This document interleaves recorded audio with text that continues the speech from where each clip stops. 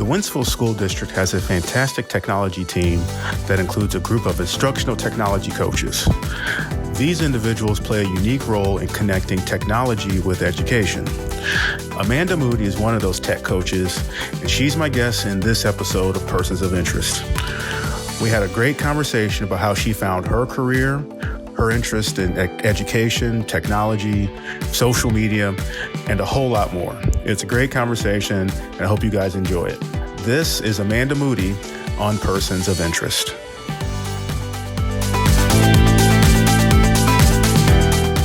It seems that I interview a lot of people that are Missouri State alums somehow, some way. Go figure. I guess it's my friends. I don't know.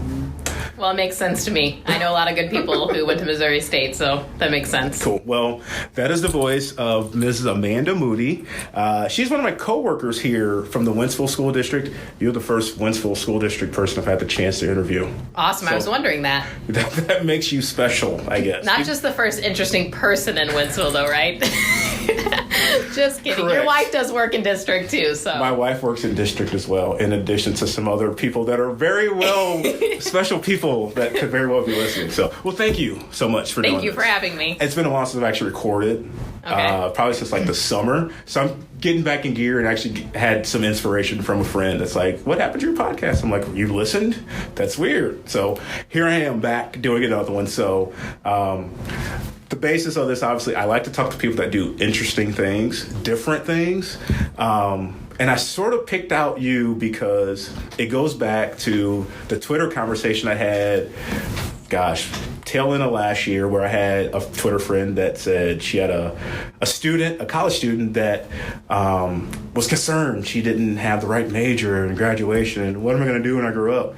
And we had the exchange, the Twitter thread, had a lot of people chime in about what they wanted to do when you grow up. And we had the conversation actually offline, in person, talking about, well, yeah, I changed my major, I did this, things happen. And you have an interesting position here in the district. You're one of the cool people. Oh, and the cool people. So for those that don't know, here in our district, the Wentzville School District, we have these awesome technology coaches that they do some awesome stuff. So I'm a tech nerd too as well. I don't know how much you know about that.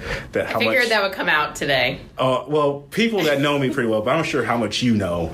But enough about me. I'm going to start out by digging into your background. How did you sort of find your way? How did you find your way into the district, and then ultimately find your way into being one of our instructional technology coaches? Sure. So, going to college at Missouri State, and I'll kind of jump back. I'm telling a little bit ahead, but going to college at Missouri State, I remember sitting in an educational philosophy class, and we were all chatting just about our backgrounds. And so many of the people that were in my kind of group going through the educational program together, many of them commented on how their parents, their grandparents were educators or teachers as kind of a legacy of that.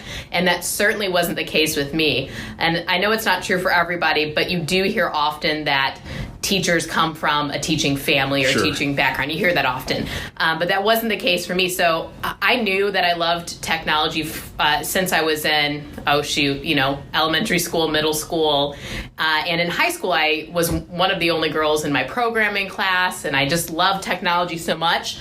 But I struggled with math, and I struggled with a few of my classes, and I thought, I don't know if that's going to be an attainable, major for me, and I didn't know many women in technology at the time. So I went off to Missouri State, Southwest, when I was there. Southwest, and I was there too. It changed. It was like my first semester, I think, or second semester. And I went in as an undecided major. Okay. Which was very scary for me. I like to have a lot of control over what I'm doing in a pathway, but I wasn't sure. So I started taking classes. I thought maybe I was interested in physical therapy. I knew I wanted to help people in some way. So those first 2 years, I did what my advisor said, which is good advice. Just take all of the required classes, and we'll try Get them out the way. Right. We'll try to figure out the other stuff later. So flash forward, I'm in my sophomore year, and I'm taking English classes, and I'm loving it. It's coming easily to me. And one of my professors wrote me a letter that said, you should consider getting a major in English. So I thought, well, what do you do with a major in English? I knew I wanted to help people, but I didn't think I wanted to be a writer or be a journalist or go down that path. So my roommate, and I'm very best friends with her, thanks Missouri State for putting us in Wells together. And nice. Yep, having a room together. So shout out to her. She knew for a long time. She came from a family of teachers. Her mom's a teacher. She's early childhood. So I thought, well, I can help people, help students, help kids, and I can teach English. So that's kind of where I pivoted. Along the way, I thought about a few different choices or options.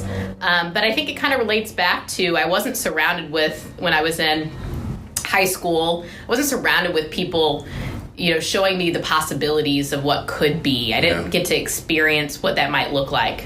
But I was surrounded by people teaching left and right? They taught me. And I loved what they were doing, and I loved learning. So I thought, why don't we just combine the two? Nice. So at the time, did you even realize that you were at one of the better colleges, universities that was preparing teachers? I did. Okay. I did know a little bit. Not until I actually pursued that and established my major, declared my major. I think it was language. When I declared my major, I learned a lot about the history of Missouri State and that, they're well known. That was their original, right? One of the state normal school number 4, but then eventually became Southwest Teachers College. So right. It's part of their history. Right. And I absolutely, and that's part of it too that kept me in it. I had amazing professors there, and I felt very supported, and I got to experience teaching. They put us in practicums pretty early, so I felt confident that I was making a good choice. And I did my student teaching in Springfield, and I just had such a good experience that it really solidified that, okay, I'm on the right path, and I'm passionate about what I'm doing. So you ultimately end up in the classroom? Yeah, so teaching English? Yes. Not Spanish or German? Not Spanish or German. No, English. So I graduated in 2009, and I interviewed at a couple of places. And as I was pulling out of the parking lot of a different school district from an interview, Winsville called me and offered me a job at Timberland High School, one of our high schools here, teaching English. So I taught English for, here we are bad at years, for probably 8 years. Okay. This is my 4th year now as an instructional technology coach. So in the meanwhile, I get my master's degree in instructional technology. I just always embraced technology in the classroom.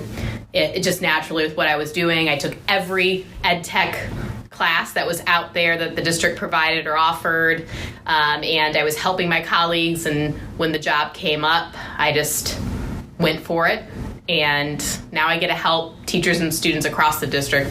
So that was going to be one of my questions. When you're in the classroom teaching, how much were you using technology at that time? So technology is totally different now. I mean, obviously it changes all the time. So what the crazy part is when I started in Winsville, I had a overhead projector light bulb overhead with transparency sheets. That was the technology that I had. I mean, I had a teacher computer. Students did not have computers. We had a couple computer labs in the library that we could, fight over to reserve. Chromebooks were a thing. No, not even a projector where I could project what was on my computer screen. Okay. That wasn't even in the classroom. So I was literally writing, with the markers and hoping that no one caught you running your transparency through the copy machine, because that was kind of a no-no, but you wanted to look good. So that happened. And even before we had Google Drive, I was figuring out how to do cloud storage. I said, were you doing something on your own? Yeah. And that's right. That's how you figure out things out.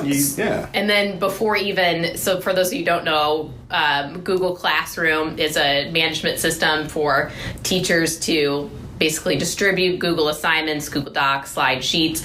When we got Google Drive but didn't have that, I basically made my own little Google Classroom thing that I had. Really? So you were using Drive, like a classroom within a Drive. Right. Worked for you. Okay. Right. So it just made a lot of sense to me that students needed to be able to handle and manage a digital world. And it was a lot easier for me as a teacher to get them feedback more quickly, to make changes on the fly to assignments or to what they were working on. So it just made a lot of sense to me. And I think that's why, it kind of came naturally, this position for me. Yeah. So, okay, fast forward then to this position. Here you are now. You're helping not just Timberland, you're helping across the district. Right.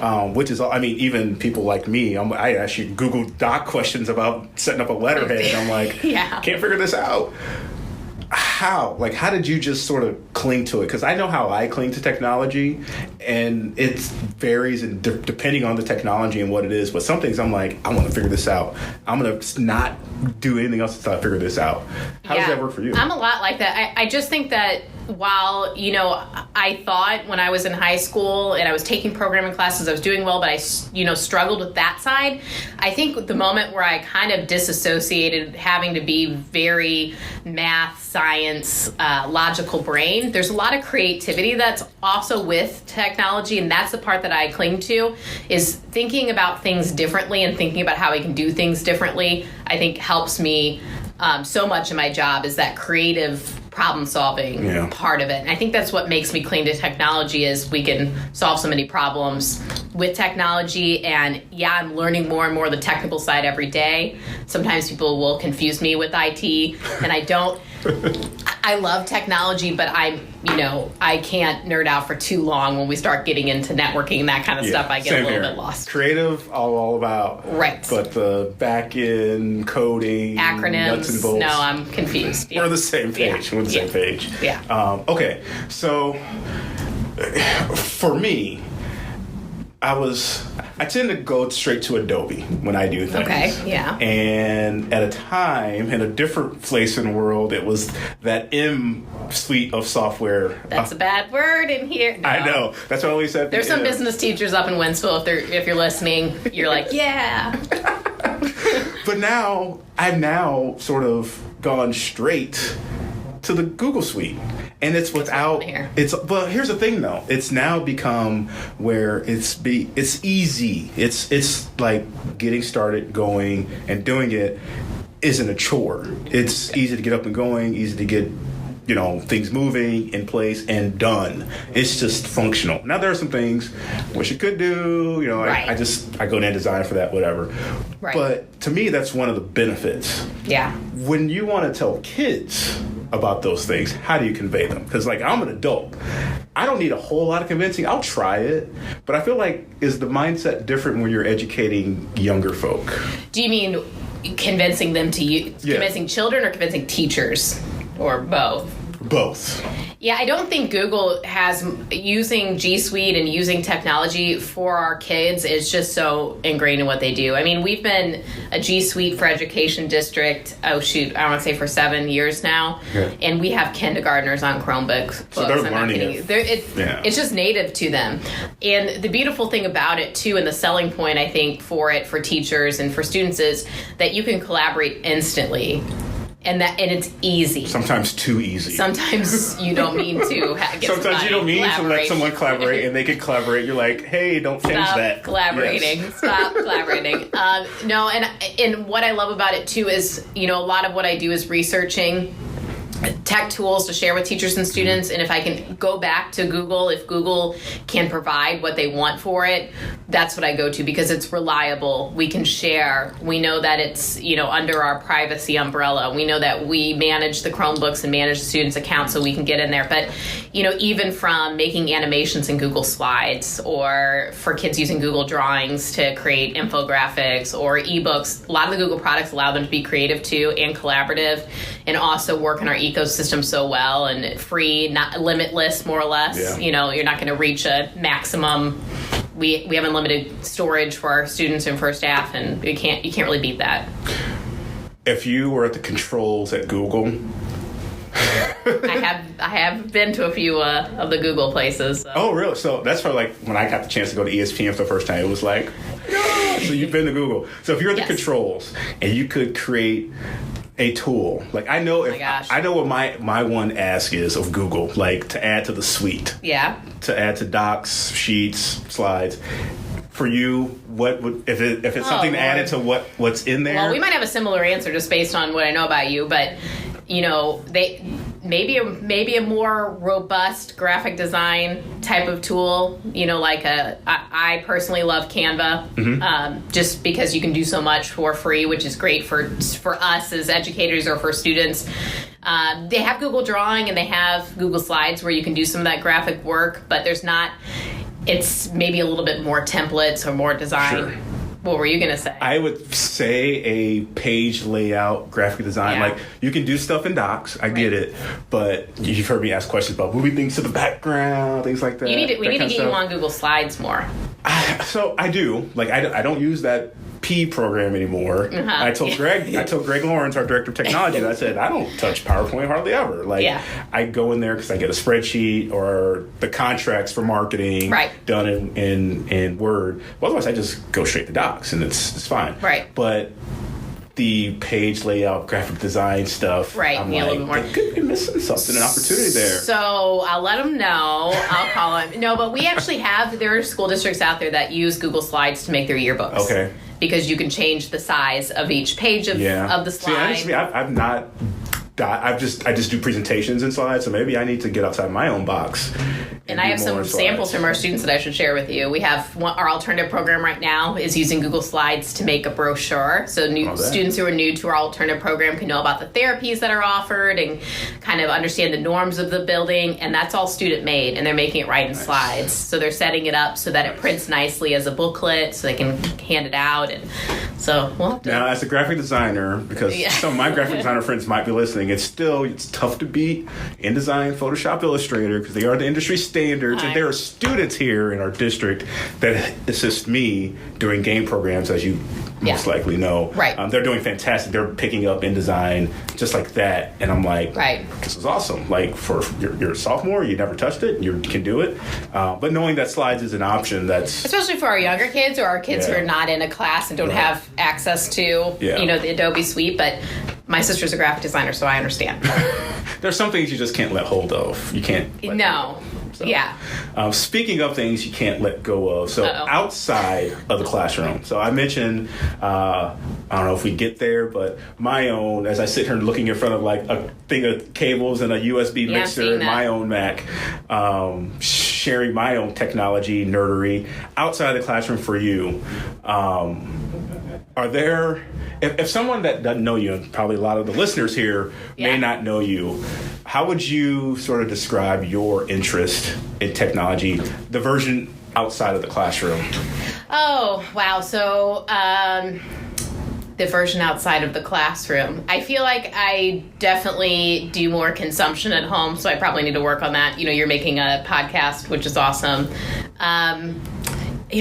I try because I'm on it so much at work. I don't know that I do that much tech-wise. Really? And that's normal? I make videos, I take pictures, but I don't know that I do anything too crazy. I'm not a big video gamer. I'm not a big... I read. Sometimes it's good. Not just a book is fine. My wife reads. Reading's good. I didn't say I read because I read on the phone and on the computer. Smart home. Oh, yeah. Well, I guess it's just ingrained into what I do. I don't really think about it as being a tech. It's your everyday life. Yeah. So that's what I was going to make. It's like... We have smart homes. We don't have cable. We have YouTube TV. I haven't even taken that leap yet. Like, I'm still using Spectrum TV, but I have Roku. Okay. And I have some streaming services, but like the lights in our house are smart. Yeah. And we have Google Home. Like, we have Google Homes. 4 of them, I think. Which is like kind of ridiculous. I just got a free one from Spotify, so I'm like, it's free. I don't know if I need a Christmas gift for somebody. Right. Our thermostat is a smart home device. We're working on that. Our garage door is a smart home device. So when someone rings your doorbell, your phone tells you to take a look? I have a Ring doorbell. I think one of the biggest, what's kind of been my go-to technology, is my smartwatch, my Apple Watch, my AirPods. I love music. I also love tracking my fitness on my watch. I'm a Fitbit. But. Yeah, that's kind of been kind of a game changer for me to monitor what I do and keep me accountable. But you just said these things are probably a little bit more for you, second nature now. You don't like. I don't even think about it as being techie. I'm like, I kind of got nervous. Like, whoa, what do I do that's techie? So it's normal. Like to me, it's not quite normal because I'm like, the section on my phone is literally all I was going to show up. I'm recording on my phone. Yeah, you might. Literally, I just put them into their own little folder of apps that they're all just the smart apps, like the garage door, okay. the Philips Hue lights, the thermostat, the Ring doorbell, the Blink camera. Like you're at your whole setup there. And I'm like, is that good or bad? That's good. I think that's good. But see, you're like me. You're a tech person, though. I am not. Yeah. What's surprising though, a lot of people in our some people in our technology department are very privacy conscious, and they don't have a lot of those things because of the work that they do. I think that and I get it. I understand it, but I'm not like that. I'm like, I'm willing for convenience. Yeah, I'm going for convenience too. Yeah, that's key. I don't know what. I don't even know if it's like a big deal, but boy, I love when I have a handful of stuff coming in. Okay, Google, turn on the lights. Yeah, that's very nice. Does it? And not to mention the convenience of all the apps that we have too. Yeah. Ordering my Starbucks drink, or doing a pickup somewhere, or using the app to save money, or those kind of things are a big convenience. Using LastPass, password manager. I have a lot of that I rely on that I probably don't even think about very much. So I'm going to ask it now. It's a question I was going to ask. What app do you find yourself on the most? Oh, what app? Well, my phone probably could tell me. Yeah, your phone could tell you, but I know what app I'm on the most without looking at mine. Twitter, yeah. I'm on Twitter a bunch. Why do you say it like so second nature? Okay, I tweet too much. Yes, I do. I'm on Twitter quite a bit as well. I just find it's a great way to connect with other educators, and I use it for professional development. Yeah. And I think that's really sort of undervalued. I think people, obviously I'm a huge sports fan, so I'd use it for that the most. But even when I was working at the Missouri Valley Conference, like, it was the best tool to share ideas or see what other people are doing or how they're doing it and connect with people doing something similar. Right. Because guess what? You can learn from others. That's a great way of doing it. I think you probably talked my wife into getting on Twitter for that reason. And now she's like checking Twitter somewhat regularly. And I tell new educators too, and this is probably for people in many different fields, that it's such an easy way to go beyond your school and just your physical building or your hallway, and to ask, or your state, ask questions, connect with other people. You get into kind of you build your own professional learning network on there. You have a question about a unit or something you want to ask for your students' sake or to help them. Before you know it, someone's retweeted it, and you've gotten now some ideas very quickly. And I tell teachers too, if you spend 10 minutes a day on Twitter and you kind of scroll through, you can learn one new thing that you want to do or something inspiring. That's 5 things a week. That's more than you sometimes get from other kind of learning. Yeah. So that's huge. And I think so. I'm definitely more a Twitter than a Facebook guy, and me too. I use Snapchat or anything like that. But for that reason alone of connecting with someone for that, and I think what most people don't get is that with Twitter, you don't have to see the nonsense you don't want to see. Like, you can, it's curating your own feed, it's curating your content. That's one thing. I'm very pro Twitter, obviously, but there are goods and bads. Like, I try to tell students whenever I talk with them, hey, who you are on Twitter, be who you are, because you don't never know who's going to see it, especially if you have aspirations for doing things. Right. Long story short, I'm very pro Twitter, obviously, but I think it's undervalued, some of the reasons you gave, and I hope people can sort of get that, especially those, that are not on it for whatever reason. This is, I don't want to do that, whatever. But more and more people, I think, I don't know if their user base is growing lately or not. I actually just heard, I must have been listening to NPR, but probably sounds about right. See, that makes you smarter than me. NPR. No, it's on my husband leaves it on, sometimes I listen to it. I like listening to music more than talk sometimes. But anyway, I think it's overwhelming for people to jump in. Yeah. And so... It's like, where do you start? Right. Yeah. And so I think finding somebody to help you through that who's been on Twitter is very helpful. Just kind of navigating in and learning how, what's a hashtag, what's a retweet, do I have to use a hashtag? Right. I know it sounds silly, but just little things to help you if I'm tagging somebody, or how can I see how can I make a list of people, or and how am I to be seen by how am I people to be that seen? I want? Yeah. Right. So I think Constructing a tweet for the good and the bad, and you can't edit it, you know.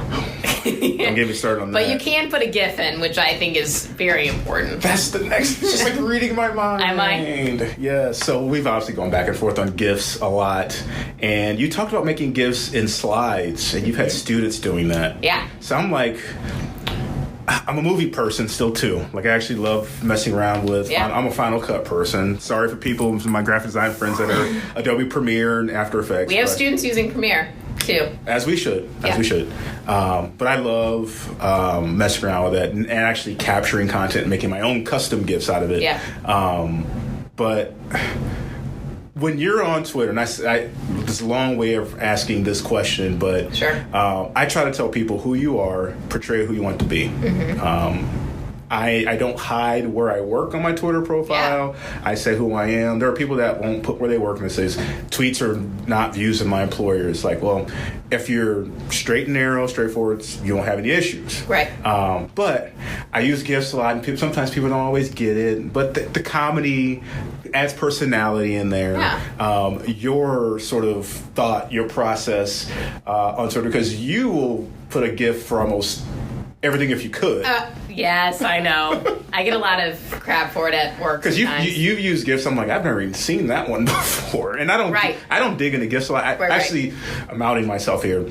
I actually keep a Dropbox folder of just GIFs that I've created, and I save them. Okay. And I have them for strategic times, events, and whatever. So I have like Cardinals GIFs. I have Missouri State GIFs. Gotcha. I feel like you might have. Do you just go in there and search for whatever you want? I go in there and search. Sometimes I make my own, but the ones that I make are usually to show how to do something. Okay. So they're more of a GIF that just plays kind of nicely. Instructional GIF with purpose. Right? I just think a GIF also shows you can be professional, but I think you can show some of your personality too, and I think that's good modeling for students. And also, as you know, in the advertising world, kind of that's part of showing something about you. That's social media now. I mean, social media. There aren't robots that are running the Winsville School District Twitter account. There are 3 humans over there that have access to it. And I love their memes that they use sometimes. Yes. Late start was funny yesterday. So right. Yeah. And I think it's okay to have fun and to make light a little bit of the world that we live in. There's nothing wrong with that. Yes, there's nothing wrong with it. I mentioned how much I just talked about my mobile app and my smart home use. I usually don't have the people that I talk to during the podcast like blatantly, flat out ask a question. It just sort of happens. Yeah. But because we are coworkers, I know I can. You can. So I've been here since January 2018. And I thought it was longer than that. I guess that's right. No, I started the day after MLK Day. Trust me, it's ingrained in my brain. It's been an interesting sort of get to know you, because I think some people are kind of shocked of how I got here and what I've done so far, because to me, I'm sort of like, if I'm here, I'm putting 2 feet in, and it was also part of, I needed to learn as much as I could, because I'd never worked in the K-12 world. You only worked in higher ed? College athletics, and then in the private sector, advertising and marketing, things like that. But I'm curious because you're ingrained, you're in the world. Yeah, and only working in the school district, too. Yes, Winsville, very too. much. My perception of our district, of kids in general, no matter who, I'm curious if it's the same as yours. So I'll give you my thoughts. Okay, please. I've learned a lot, and our teachers are the most patient people in the world. And I'm not saying that because my wife's a teacher. Especially elementary, let me tell you. Yes. After teaching in high school, upperclassmen, and then going into a K-1, 2 setting. Yes. So, and I say this because I did one of our elementary schools does what's called the Amazing Shake, and I'm happy to be a judge there. I love it. It's great because it's something I wish I actually would have done in not only first grade or second grade, but could you imagine that as a 7th grader learning how to shake somebody's hand properly and make eye contact and hold a conversation? What a concept! There are people I know in high school that want to go for a job interview. It's just Awkward. Yes. Awkward. Yeah. There are some great things happening here, and I'm sure there are great things happening in every school district. But I've learned about the patience, but I'm also sort of thrown away by how amazing kids are and how resilient they are. And I feel like we don't even give them a whole lot of credit sometimes. Like, right. They know so much more than I would have ever guessed. I'm guessing technology's played a role in that. Yeah, absolutely. But from your perspective, I mean, you've seen kids grow up in this district. Right. You've seen them grow up with the technology as it's changing in this district. Is there one thing that you can point to, like, wow, that was a pretty successful story, or, I'm not surprised by this? Like, for me, like I said, as somewhat, I'm here. It's been almost 2 years, but still, like, I mean, a kid doing carpool karaoke, I'm like, I'm actually going to record, sit in her car. Oh, you too? Yeah. Oh, you've been in there too? I haven't done it yet, but she said I'm on her list. Oh, she'll find you. Yeah, I'm blown away by what our students do all the time, and I love that, just coming and seeing the side where we have people who are in charge of curriculum, or like people that oversee kind of these changes, are willing to say yes and willing for us to even see what else is out there to help our kids. Yeah. And I just think every opportunity that we give our students, they just rise to it. And you're definitely right. Technology has played a big part in that. But it's also seeing the kids, too, step up to help us solve some of the problems that we're seeing in education. I'm really excited to keep working with that student you were talking about, who's amazing, Haley at Timberland. She is able to, because of her teacher in the class she's in, she's able to take on authentic problems. Yeah. How do I help other students in my school use technology to be better organized, or have some tips or ways that they can be more prepared and be more successful in school, because these little ways that, they can kind of get some help. And that's what I think is amazing, is we can just look to our own students to help us solve some of these things. Have. Yeah, you have too. I've got a drawer full of programs that the students have done, which have been fantastic. Right. And one thing that I keep reminding myself too, and it sounds like you're already doing that, is our kids can help with this, and they can have authentic experiences. To put in their portfolio and to push them to see too. Like I mentioned earlier, I don't think that I had a lot of exposure to the possibilities of what I could do career-wise. Yeah. And I know that's something we're tackling right now, is how can we give our high schools, even high schoolers and younger, more opportunities to see these professions, these careers, to see people that are like themselves out there doing it. I think that's another thing too. My mom didn't go to college. My dad did go to Missouri State, got a psychology degree, but he ended up working at Chrysler, So I didn't see people, I didn't imagine myself working at Chrysler. And I didn't imagine myself working, just working in an office as an office manager. So I didn't really get to see a lot of that. I didn't see a lot of women in technology either. So besides my teacher who taught technology. I think giving kids opportunities to see that, and giving them opportunities to help us in education, that's fantastic. And you've helped us with the film festival, which is phenomenal. We didn't talk about that. Oh my gosh. We're going to be here all night talking. We could spend a whole nother 30 minutes about that. Just also, yeah. No, I mean, it's kind of, I'm just completely blown away by some of the stuff that I'm like, how? Like, what? Like, give them the tools and they'll figure it out. Give them the tools and give them the space. I think that's another thing that's shifted so much in the past. Even when I started in our district, now we are giving students a lot more opportunity to fail, to come up with solutions to problems. It's not just us feeding them the answers anymore, because they can look up the answers. Yeah, I think you just hit on the opportunity to fail, because you don't know unless you try. Like, I often see people struggle with something, they'll post something on Twitter. I'm like, part of me is just like, look, it's okay to fail, or it's okay to mess up, because at least you did it and you can fix it. You can try. If you don't try, that's more of it. If you just don't want to be bothered with it, I think that's more of an issue. But I don't know. That's motivational speak, but whatever. You went to New York. I did go to New York. Tell the people listening why you went to New York. The most recent. Have you been to New York more than once? I have been to New York more than Okay. once. Well, your most recent trip to New York. Yes, yeah. So, in the educational world, Google provides a lot of opportunities for teachers to show their understanding of Google products. So they offer certifications for teachers, and they offer a kind of fundamentals certification, which your wife has been through our Google Educator program, level 2. She got her 1 before. So they offer that. Then they offer a Google Trainer and a Google Innovator. So I took a chance and applied for Google Innovator, and I was chosen to go to New York to go. I hate talking about myself like this. But this is awesome. It really was an awesome experience. So I got accepted to be a part of a cohort of 42 people, educators from around the world, to go to New York to Google's offices in New York and attend a 3-day academy. Every educator brought a problem that they wanted to work on in education, and we got to workshop that problem for 3 days, and then we keep on through the whole year checking in with mentors and getting support from our mentors and from people at Google and people in our design thinking kind of group with it to flesh out a solution. So, pause right there. You said you applied. Yes. And you got it in. You went to the trip. You said 42. Yes. And this has been the largest. So we're talking, I believe the Innovator Teacher Academy's been around for 13, 15 years. Okay.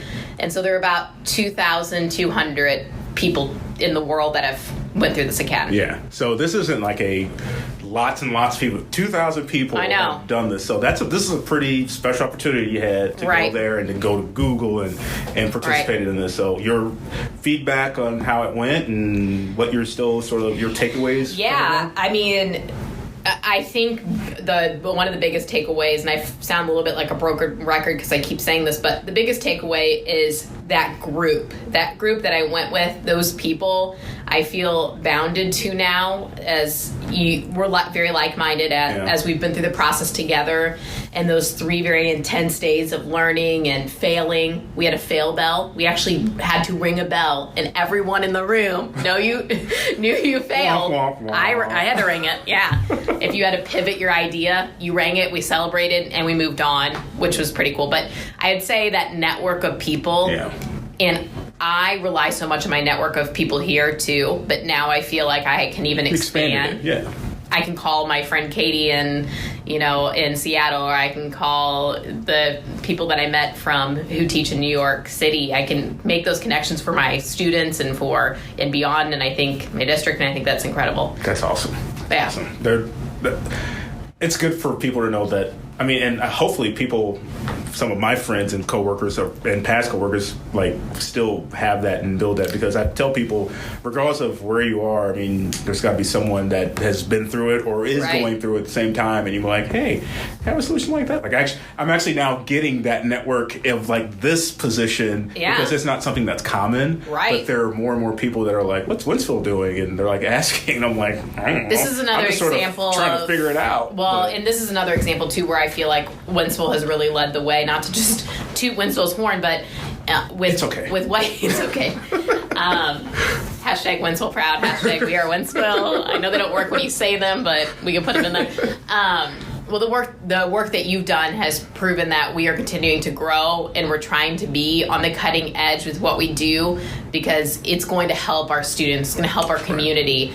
And that's what I think too. And people do ask us questions about what are we doing with our technology. Even people are asking, we have some new technology we're trying out. You better believe other districts are calling and asking, what are we doing? How's it going? And I'm sure people worked out the bugs. Have you been getting a lot of questions? I get a few. There are some private and public school actually that are like, how'd you do it? What's going on? And I was like, well, you don't know unless you try. And I just got here and put a plan in place, and guess what? If it didn't work, pivot, adjust. Right. I mean, I made adjustments for this school year versus things that I didn't do last year. Right. Obviously, it's the goal that it sort of grows, and we're not just doing programs. We're doing like streaming games. It can put the commercials in there and make the stream sponsored, that kind of stuff. I hope technology is involved in it more, because, like I said, that's where things go. Right. But yeah, I mean, there's definitely the opportunity. I hope it's opportunity for us to sort of get sponsors, but opportunity for students to be involved, help that program grow as a whole kind of thing. Right. I think the one interesting thing is, I mean, the people are just sort of like, you did it so fast. It's kind of like, well, you just did, yeah. It's just like, I wasn't going to just sit here behind the desk and just like wait for something to happen. Go out there and just do it. And then we did. And the other thing that sort of helped was bubbling below the surface were the support of people that are business owners that are within the area, within the district, that were like, yeah, I'm so excited we're doing this. Yeah. And those are people that jumped on board right away. But I mean, you put your best foot forward, you go for it. And they probably felt like, their companies were going to be taken care of because they had somebody that was dedicated to it. I mean, that's what I've tried to tell them, like, hey, just ask a question. Right. Like, this is the district doing it. This isn't, there's no right or wrong answer. All we can do is just figure it out. Right. It's like when I tell people, they say, what do you do? How do you approach a business? All they can do is say no. I mean, there's been lots of businesses that have said no, and that's fine.